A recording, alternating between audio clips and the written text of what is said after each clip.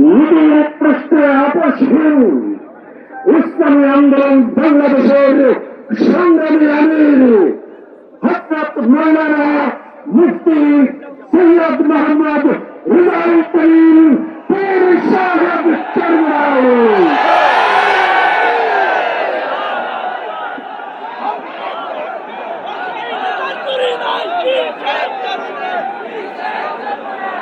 বাংলায় শুনতে পাই নেতা নাই নীতি চাই হাত পাকা আছে নাকি রে নেতা নাই নীতি চাই। আসসালামু আলাইকুম ওয়া রাহমাতুল্লাহি ওয়া বারাকাতুহু। বিসমিল্লাহির রহমানির রহিম। নাহমাদুহু ওয়া নুসাল্লি আলা রাসূলিহিল কারীম আম্মা বা'দ। أعوذ بالله من الشيطان الرجيم. بسم الله الرحمن الرحيم. ظهر الفساد في البر والبحر بما كسبت أيدي الناس. صدق الله العلي العظيم. توجه شريك اللهم صل على سيدنا وشفيعنا وحبيبنا ومولانا محمد صلى الله عليه وعلى آله وأصحابه وبارك وسلم. আজকের সমাবেশ এই উদ্দেশ্যে ইতিমধ্যে আমরা গুরুত্বপূর্ণ ব্যক্তিদের গুরুত্বপূর্ণ আলোচনার মাধ্যমে আমরা মেসেজ পেয়েছি। সামনে বাংলাদেশে এই লক্ষ্যে আমরা গঠন করার দায়িত্ব পালন করব ইনশাআল্লাহ। সংস্কার, বিচার ও ক্রিয়ার পদ্ধতিতে জাতীয় নির্বাচন আয়োজনের দাবিতে এবং দেশ ও ইসলাম বিরোধী সকল ষড়যন্ত্র ও চক্রান্তের প্রতিবাদে আয়োজিত ইসলামী আন্দোলন বাংলাদেশে আজকের এই মহাসমাবেশে উপস্থিত বিভিন্ন রাজনৈতিক দলের নেতৃবৃন্দ, ওলামায়ে কেরাম, সাংবাদিক বন্ধুগণ, শিক্ষাবিদ, বুদ্ধিজীবী ও প্রিয় দেশবাসী, সবাইকে আন্তরিক শুভেচ্ছা ও কৃতজ্ঞতা জানাচ্ছি। 16 জুলাই অভ্যুত্থানে জীবন উৎসর্গকারী বীর যোদ্ধাদের স্মরণ করছি। তাদের শোকাহত পরিবার পরিজনের প্রতি সমবেদনা জ্ঞাপন করছি। আহত ও ক্ষতিগ্রস্ত সকলের প্রতি সম্মান ও কৃতজ্ঞতা জানাচ্ছি। 1957 সাল থেকে শুরু করে 1947 ও 1971 সকল যোদ্ধাদের প্রতি শ্রদ্ধা ও সম্মান প্রদর্শন করছি। ভাইরা আমার, দুর্নীতি, দুঃশাসন মুক্ত, সমৃদ্ধ ও উন্নত রাষ্ট্র নির্মাণের জন্য এদেশের মানুষ শত শত বছর ধরে আত্মত্যাগ করে যাচ্ছে। সুশাসন প্রতিষ্ঠার জন্য রক্তের নজরানা পেশ করে যাচ্ছে। তারই ধারাবাহিকতায় 24 জুলাই, আগস্টে ও আরেকটি গণ অভ্যুত্থান হয়েছে। আমাদের অতীতের আত্মত্যাগ বিফলে গেছে ভুল নীতি এবং অসুস্থ রাজনীতির কারণে। সুতরাং জুলাই অভ্যুত্থানকেও আমরা অতীতের মতো ব্যর্থ হতে দিতে পারি না। আবু সাঈদের মুদ্রা আমাদের স্মৃতিতে অম্লান হয়ে আছে। আহতরা এখনো ক্ষত বয়ে বেড়াচ্ছে। তাই প্রয়োজনীয় রাষ্ট্র সংস্কার এখনই করতে হবে। অতীত স্বৈরতন্ত্রের সাথে জড়িতদের বিচার করতে হবে। আরেকটা কথা স্পষ্ট ভাষায় বলে যেতে চাই, পিআর পদ্ধতিতে নির্বাচন আয়োজন করার কোনো বিকল্প নাই। আজকের এই জনসমুদ্র পিআর পদ্ধতি নির্বাচনের পক্ষের জনসমুদ্র। সংগ্রামী দেশবাসী, 1972 সালে রচিত সংবিধান ছিল দেশের মানুষের অবিশ্বাস ও গণ আকাঙ্ক্ষার বিরোধী। সেই সংবিধান রচয়িতাদের স্বাধীন বাংলাদেশের সংবিধান রচনা করার ম্যান্ডেটই ছিল না। তারা তিন দেশের সংবিধান অনুসরণ করেছিলেন, ফলে যা হওয়ার তাই হয়েছে। কোন ক্ষেত্রেই কাঙ্ক্ষিত সমৃদ্ধ ও উন্নতি হয় নাই। রাজনৈতিক সংস্কৃতি পুরস্কৃত হয়েছে। সবচেয়ে ভয়াবহ ব্যাপার হলো সংবিধান মেনেই স্বৈরাচার তৈরি হয়েছে। এজন্যই আমরা সংস্কারের প্রশ্নে অটল, অবিচল ও আপোষহীন অবস্থান নিয়েছি। ভাইয়ের আমার, জুলাই অভ্যুত্থানের প্রধান লক্ষ্য ছিল দেশকে স্বৈরাচারের হাত থেকে রক্ষা করা, 54 বছরের জমা হওয়া জঞ্জাল দূর করা। অভ্যুত্থানের পরে সংস্কার কমিশন গঠন করা হয়েছে। আমরা মতামত দিয়েছি। এখন সংস্কার নিয়ে দ্বিতীয় দফা আলোচনা চলছে। আমরা লক্ষ্য করছি মৌলিক সংস্কারে কেউ কেউ গড়িমসি করছেন। এটা জুলাইয়ের সাথে বিশ্বাসঘাতকতা। স্বৈরাচার তৈরির রাস্তা খোলা রাখা যাবে না। সংস্কার না করে নির্বাচন আয়োজন করে দেশকে আবারও আগের অবস্থায় নিয়ে যাওয়া যাবে না।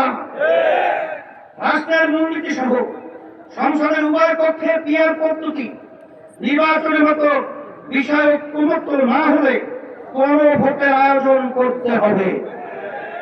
ভাইরা আমার, অতীত ফ্যাসিস্ট যুদ্ধের রাষ্ট্র তৈরি করেছিল,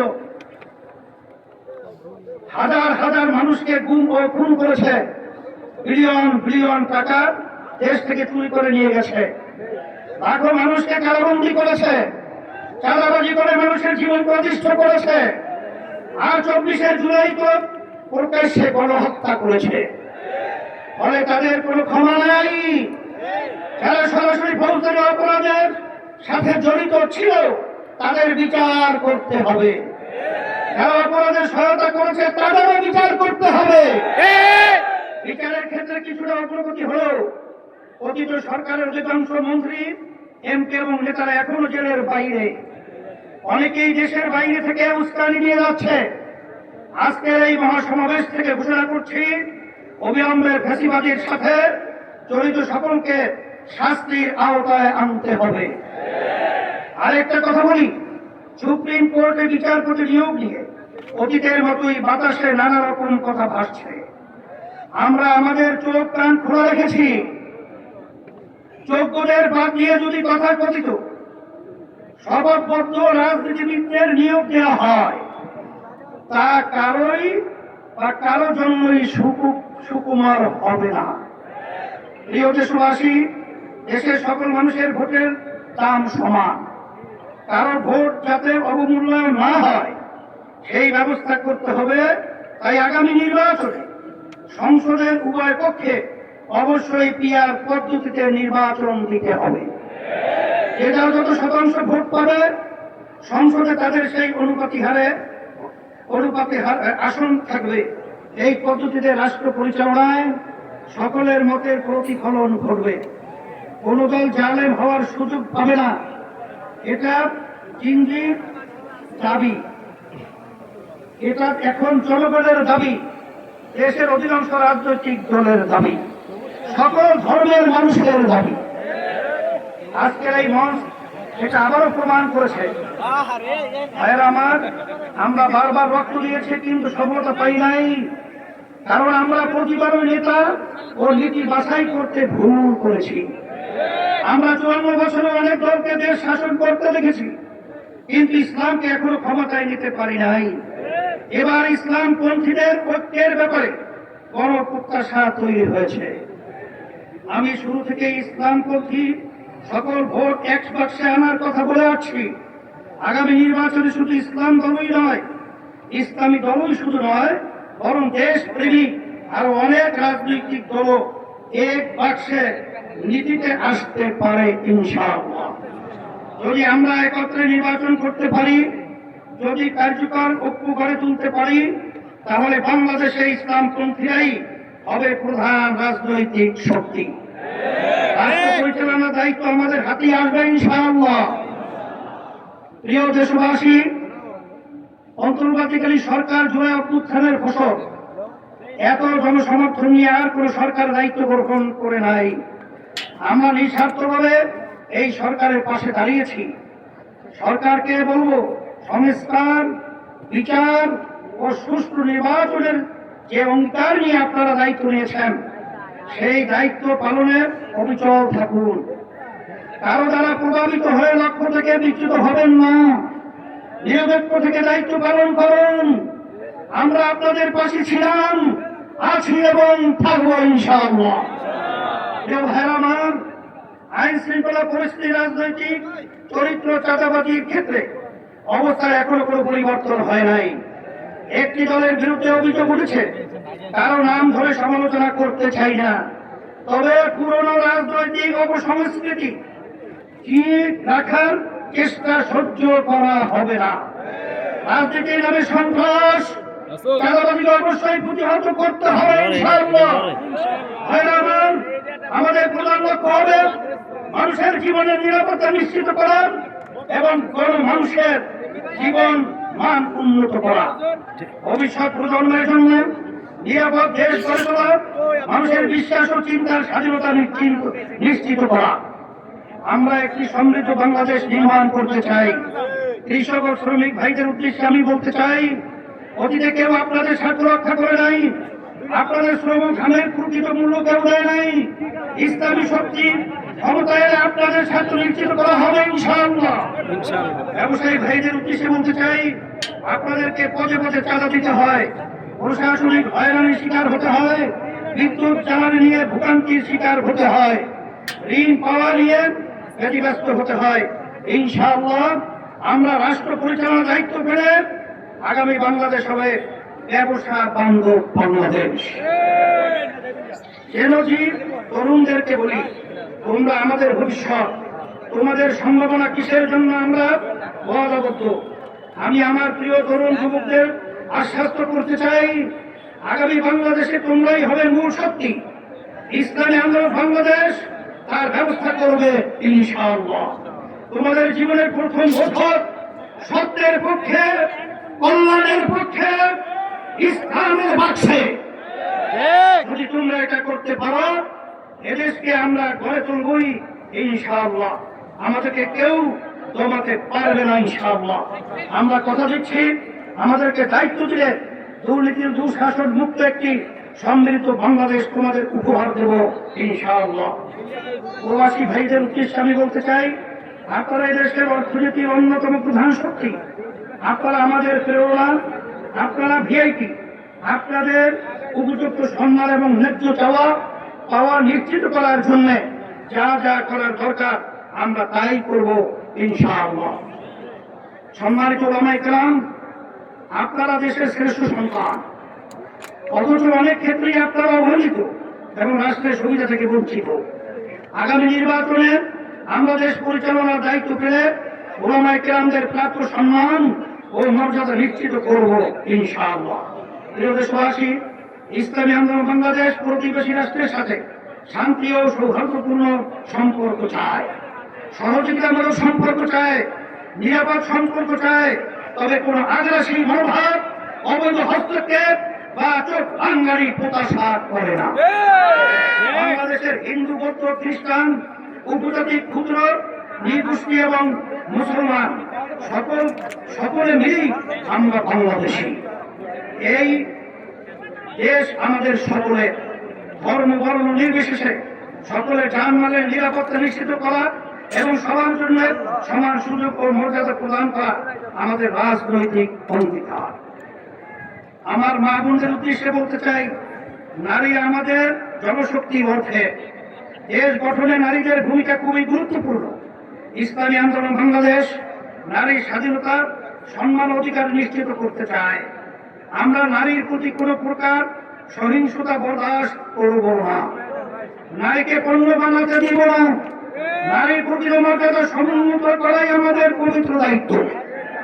ভাই আমার, এই মহাসমাবেশ থেকে আমরা ফিলিস্তিনি জনতার প্রতি সমর্থন ঘোষণা করছি। প্রথম কিবলা বাইতুল মুকাদ্দাসে মুক্তি সহ স্বাধীন ফিলিস্তিন রাষ্ট্র প্রতিষ্ঠার জন্য সব মুসলিম দেশের রাষ্ট্রপ্রধানদের কার্যকর উদ্যোগ নেওয়ার জোর দাবি জানাচ্ছি। সংগ্রামী ভাই আমার, আমরা রাষ্ট্রে সুশাসন চাই, জবাবদিহিতা নিশ্চিত করতে চাই। যেখানে রাষ্ট্রপ্রধান ও জনতার কাছে জবাবদিহি করতে বাধ্য থাকবে, আমরা ন্যায়ের শাসন প্রতিষ্ঠা করতে চাই। আমরা দুর্নীতিমুক্ত বাংলাদেশ প্রতিষ্ঠা করতে চাই। আমরা দক্ষ সৎ জনপ্রশাসন গড়ে তুলতে চাই। প্রতিষ্ঠার পর থেকে আজ পর্যন্ত ইসলামী আন্দোলন বাংলাদেশ কখনো অন্যায়ের সঙ্গে আপোষ করে নাই, শর্টকাট পথে ক্ষমতায় যেতে চায় নাই, নীতি বিসর্জন দেয় নাই।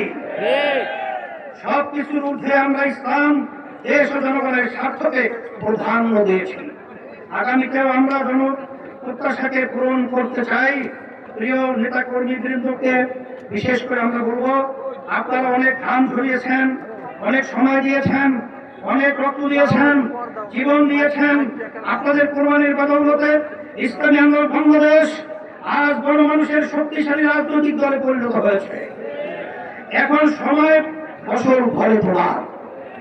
সুতরাং মহাসমাবেশ থেকে ফিরে গিয়ে কমিটিগুলোকে আরো সক্রিয় করুন, গ্রাম মহল্লা ভোট কেন্দ্র ভিত্তিক কমিটি গঠন করুন, সকল ভোটারের কাছে গিয়ে দাওয়াত দিন, তাদের সামনে ইসলামের সৌন্দর্য শ্রেষ্ঠত্ব তুলে ধরুন, সকল ধর্ম মহাপথ ও মাসলাকের সাথে সম্পর্ক উন্নয়ন করুন, সকল পেশাজীবীদের সাথে সম্পর্ক ঘনিষ্ঠ করুন। প্রিয় দেশবাসী, আগামী বাংলাদেশ ইসলামের বাংলাদেশ, আগামী বাংলাদেশ দেশপ্রেমিকদের বাংলাদেশ, এই লক্ষ্য অর্জনে সকলকে সর্বোচ্চ শক্তি নিয়োগ করার আহ্বান জানাচ্ছি।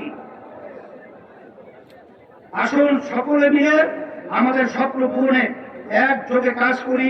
আজকের মহাসমাবেশে আসার জন্য সবাইকে আবার ধন্যবাদ ও কৃতজ্ঞতা জানাচ্ছি। ইসলামী আন্দোলন বাংলাদেশের সকল নেতা কর্মীকে শুকরিয়া জানাচ্ছি। আপনারা যারা পরিশ্রম করেছেন তার প্রতিদান একমাত্র আল্লাহই প্রদান করবেন ইনশাআল্লাহ। সারা দেশ থেকে যারা এসেছেন, সহযোগিতা করেছেন, প্রচার করেছেন এবং বুদ্ধি পরামর্শ দিয়েছেন, তাদের সবার জন্য অন্তর থেকে বলছি জাযাকুমুল্লাহ খায়রা। আল্লাহ আপনাদের প্রতিদান দিবেন।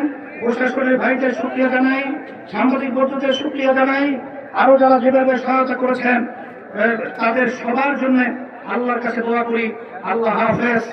ইসলামী আন্দোলন বাংলাদেশ এমন একটা অবস্থান আপনাদেরকে মেসেজ দিয়েছে, 5ই আগস্টের পরে এখন ইসলামের পক্ষে যে ক্ষেত্র তৈরি হয়েছে, এই ক্ষেত্রে যদি আমরা মাঠের ময়দানে সোচ্চার না থাকি, তাহলে এই দেশের ভিতরে মাঠের ভিতরে আগাছা জন্মাবে এবং ফ্যাসিস্টরা আমাদের বাংলাদেশকে কলুষিত করবে।